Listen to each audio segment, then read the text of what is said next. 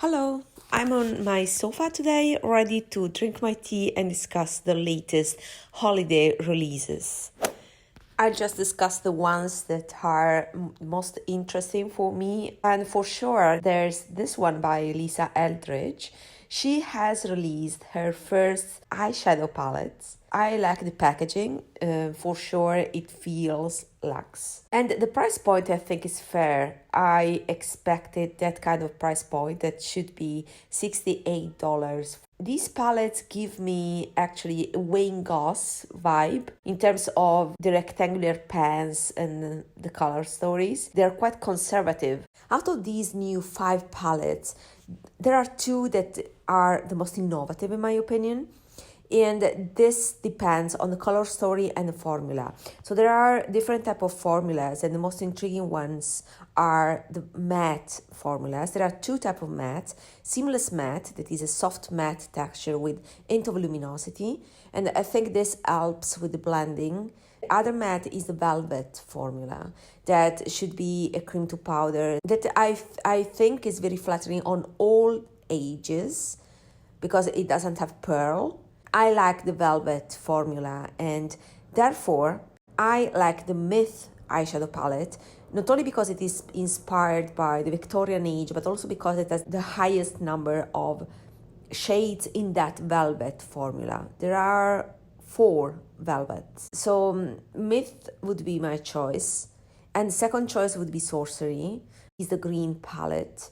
The problem is that there are a lot of shimmer shades in that palette, and the other problem that I see is that these greens here are blue based. I like olive khaki greens. Those are for me like more neutral greens, something that I can really pull out every day, while these blue greens, not really my preference, too much for me. I don't see it to be an everyday palette, and a palette that I would lean toward with confidence or with happiness. So for that reason, Sorcery is interesting, but is a skip. I'm not inspired by the metallic or luminous formulas. There's only one matte there. The teals are not my favorite colors, as I said, because of the blue hue, and for that reason I will skip this palette. Actually, the palette that I like the most in terms of color story is Vega, that is quite conservative but is cooler leaning.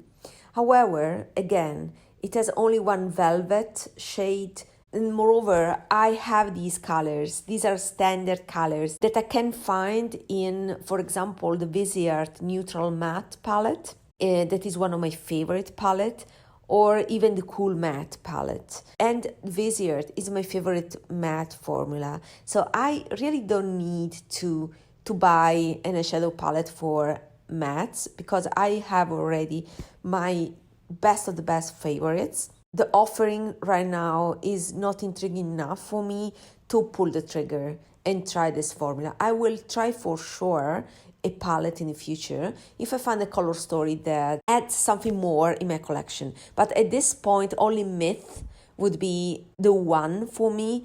But since this is purple leaning, it's not really my style. So it would be great in terms of texture, but not so great in terms of color story for me. I like the fact that you can buy refills, so it's very professional.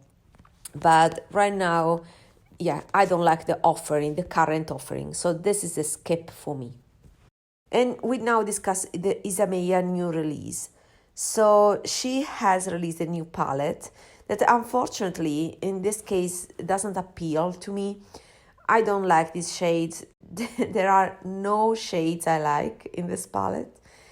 If I look at the palette, I catch some 70s or late 60s vibes in that all the colors have a yellow tinge, like a retro style. The blue is more of a teal, and there's a golden hue in most of the shades, with the exception of the fuchsia and the purple. Everything else has that retro, like Polaroid tinge. It's interesting, but not my style for sure. And the lipsticks also have that retro style because they are metallic.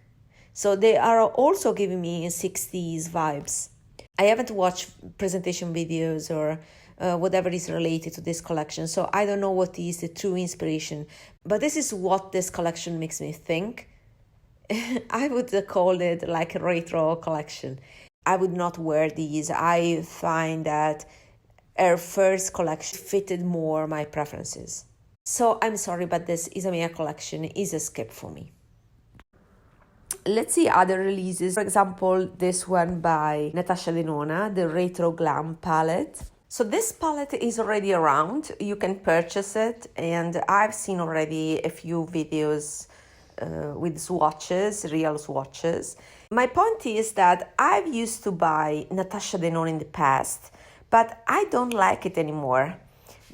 I have better mattes and better shimmers. She used to have the best shimmer formula, but that a long time ago, before Pat McGrath came into the game. The last glorious palette, in my opinion, is the gold palette.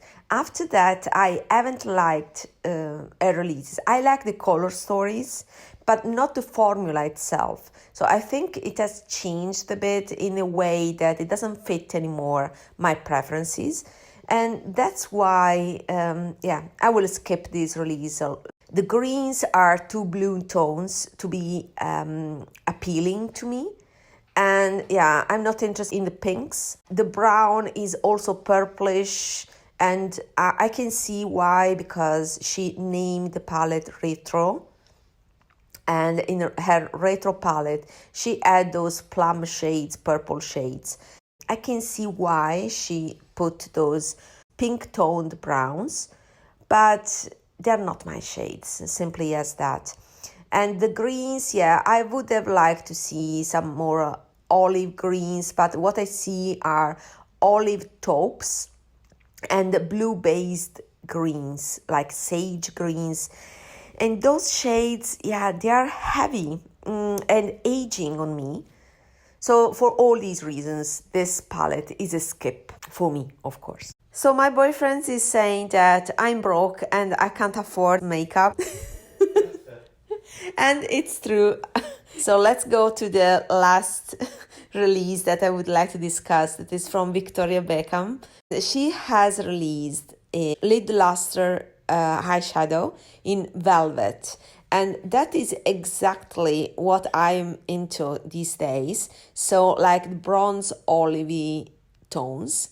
So that means that I'm really the average consumer there. It's something that I'm really into these days because it's a bronze with a greenish olive shimmer. And I think it's the best release, this lid luster line. I have purchased in the past chiffon, that is a nice champagne shade, but this is grungier, is better. So I may purchase this if I find a good discount on this, because it's a color that I gravitate towards these days. So I think that's it. These are the most interesting releases for in this time of the year. So until next time, bye bye.